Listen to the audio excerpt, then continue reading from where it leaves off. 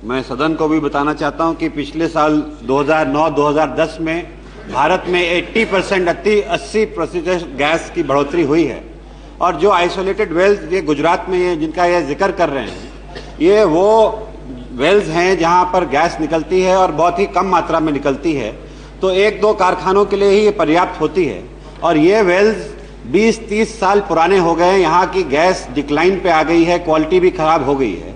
और इसके बाद हमारी सरकार ने जब और गैस मिली तो फैसला लिया KG-D6 गैस देने का, और वो गैस 2 MMSCMD गुजरात पूरे देश में स्मॉल सेक्टर्स को दी गई है, जिसमें 0.8 के करीब गुजरात के खाते में आया है। वहाँ के कारखानों को, स्मॉल कारखानों को, छोटे कारखानों को ये गैस दी जा रही है।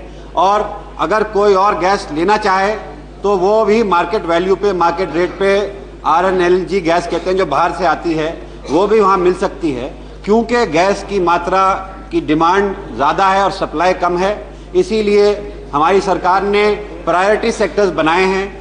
पावर, फर्टिलाइज़र, जो किसानों से, जो बिजली उत्पादन से, जो यूरिया के उसमें इस्तेमाल होते हैं, उनको प्रायोरिटी दी है और वहाँ पर ज़्यादा KG-D6 गैस दी जा रही है। Second supplementary.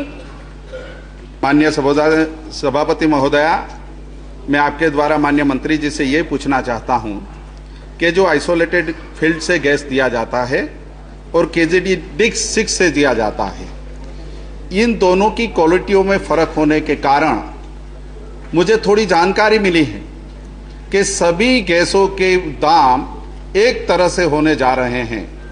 तब जहां क्वालिटी कम है, जहां प्रेशर कम है, जहां कुएं थे वहां फैक्ट्रियां लगी हैं, और अच्छा गैस KG-D6 से मिलने जा रहा है, तो ये दोनों में क्वालिटी में फर्क होने की वजह से क्या सरकार लघु एवं मध्य उद्योगों के लिए प्राकृतिक गैस का मूल्य बढ़ाने पर विचार कर रही है?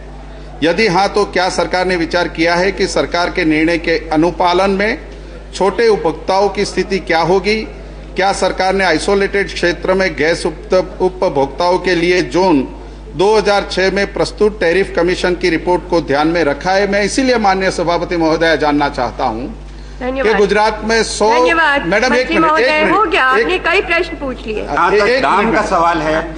मैंने जैसे बताया कि आज की तारीख में 160 से ज़्यादा MMSCMD गैस का उत्पादन देश में हो रहा है, जिसमें APM गैस जो कम दाम की है वो करीब 40 MMSCMD से ऊपर की कम दाम पे गैस से छोटे उद्योगों को APM गैस कहते हैं। वो APM गैस उन वेल्स की गैस है जो नॉमिनेटेड ब्लॉक्स थे, पहले सरकार देती थी, उनके द्वारा आती है।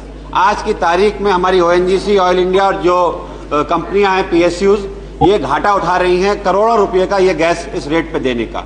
और ये भी हम चाहते हैं कि और नए उद्योग आएँ, और नए उद्योग आएंगे तो वो ज़्यादा दाम वाली गैस का इस्तेमाल करेंगे, और जो पहले उद्योग हैं छोटे, वो कम गैस का, तो नए उद्योग आ नहीं पाएंगे, उनको कंपेटिटिव फील्ड नहीं मिल पाएगा। तो भारत सरकार की ये मंशा है कम से कम जो भारत में गैस है, अलग अलग दाम है, उनको यूनिफॉर्म प्राइसेस, सबको बराबर लाया जाए प्राइस को, ताकि कोई भी नया इन्वेस्टमेंट, नए लोग आएँ तो उन्हें भी बराबर का मौका मिले अपनी फैक्ट्रियाँ लगाने का। यही उद्देश्य है। श्री हंसराज अहीर।